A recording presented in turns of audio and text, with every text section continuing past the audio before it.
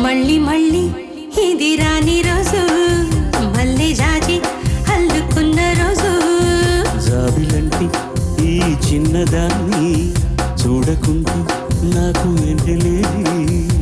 ఏదో అడగాలని ఎంతో చెప్పాలని